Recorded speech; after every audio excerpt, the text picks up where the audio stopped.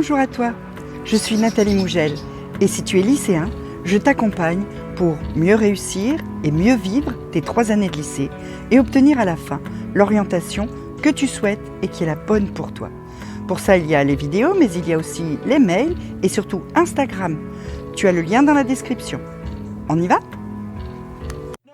Cette fois, il est question de ton environnement de travail, l'endroit où tu te mets chez toi pour faire tes devoirs et pour faire ton travail de lycéen.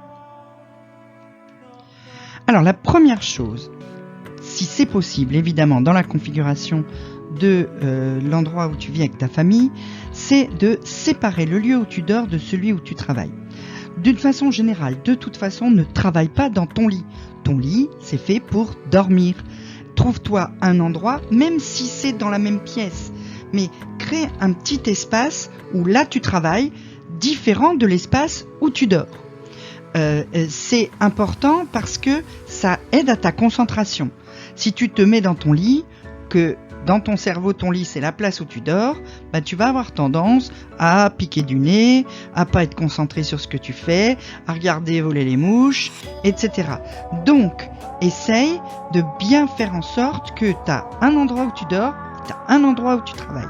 C'est super important parce que ça permet à ton cerveau de savoir où on est et ce qu'on fait. Ensuite, ne mange pas non plus là où tu travailles. Chaque espace doit avoir sa fonction et ton cerveau doit associer ton espace de travail au travail. Point barre, rien d'autre. En plus, si c'est dans ta chambre, de la nourriture dans une chambre, c'est quand même pas top niveau hygiène.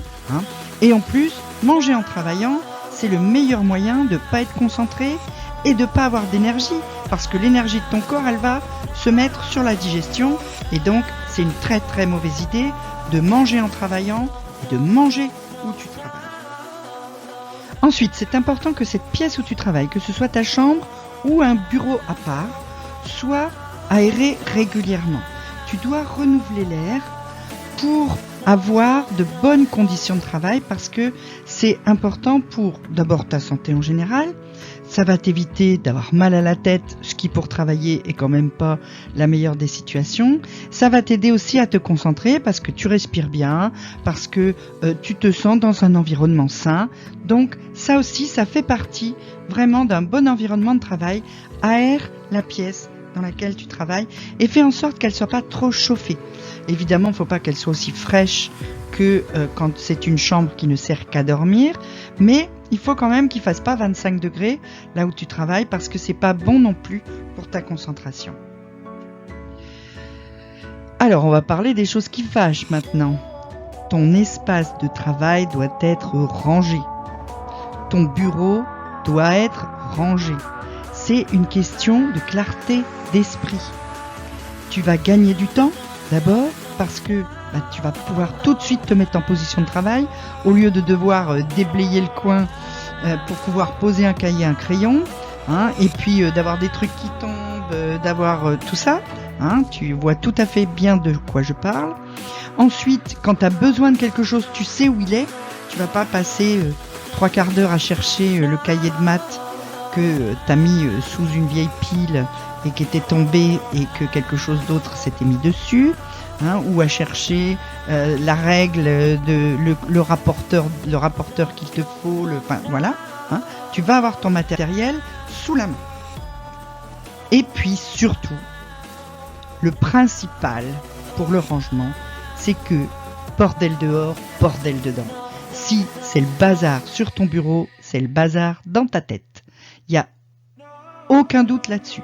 Plus ton espace de travail sera fixe, ordonné, rangé, plus tu pourras être efficace, moins tu procrastineras, parce que dans ta tête, les choses seront claires, elles aussi. Donc, range ton bureau. C'est pas juste un cri de maman énervée, c'est quelque chose de logique. Tu travailleras mieux dans un espace ordonné et rangé. Autre chose qui fâche, ton téléphone. J'en parle de temps en temps, mais ton téléphone, c'est ta source de distraction ultime. C'est le truc qui t'empêche de travailler. Parce que, hop, il s'allume, hop, il sonne, hop, tiens, machin, il est parti faire du bowling. Oh, tiens, truc, elle s'est fait larguer. Oh, non mais tu peux pas travailler dans ces conditions-là. Donc, tu le mets en mode avion, ou tu le mets dans une autre pièce, ou tu le mets en silence, retourné. C'est-à-dire que tu n'entends pas les notifs et tu ne les vois pas. Si vraiment tu peux pas t'éloigner physiquement de ton téléphone, c'est la dernière solution qui te reste. Et puis, tu détermines, quand tu te mets au travail, quels sont tes moments où tu vas pouvoir le consulter et ceux où tu ne peux pas. C'est-à-dire que tu te mets au travail et tu te dis là, je travaille 25 minutes, je fais l'exercice de physique, mais pendant ces 25 minutes, je ne regarde pas mon téléphone. Dans 25 minutes, je pourrais le regarder à nouveau.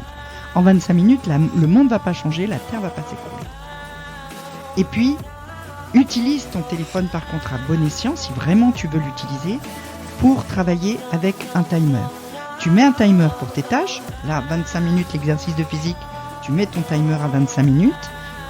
Tu mets aussi ton timer quand tu commences à scroller sur les réseaux sociaux. Je scrolle 10 minutes ou je scrolle 15 minutes et tu mets le timer. Et quand il sonne, tu t'arrêtes. Parce que sinon, t'es parti pour 3/4 d'heure, 1 heure, sans même t'en rendre compte.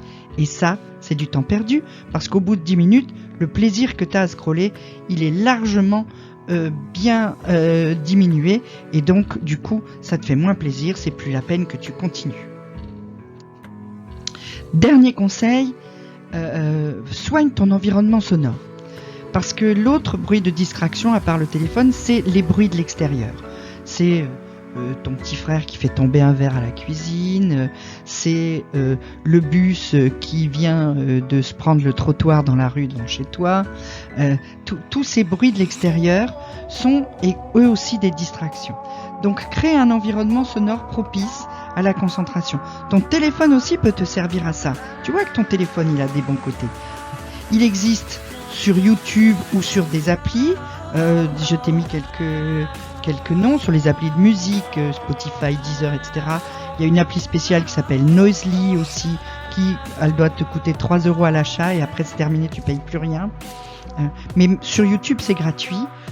Des bruits blancs, c'est-à-dire ce sont des bruits qui ont une fréquence qui est toujours la même. Et donc ça, tu mets ça dans tes oreilles, tes écouteurs, t'es parti pour travailler. Ou de la musique douce et sans parole.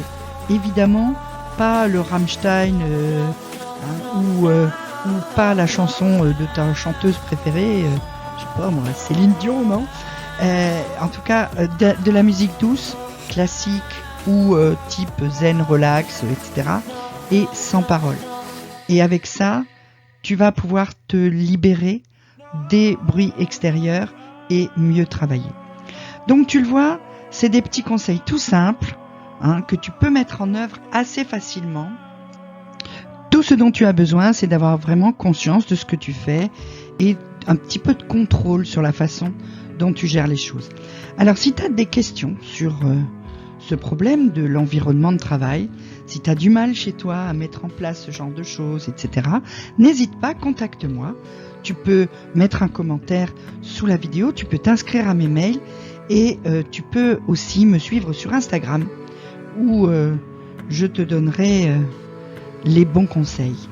Tu peux mettre un pouce bleu, t'inscrire et surtout cliquer la cloche pour recevoir les notifs des prochaines vidéos. À très vite!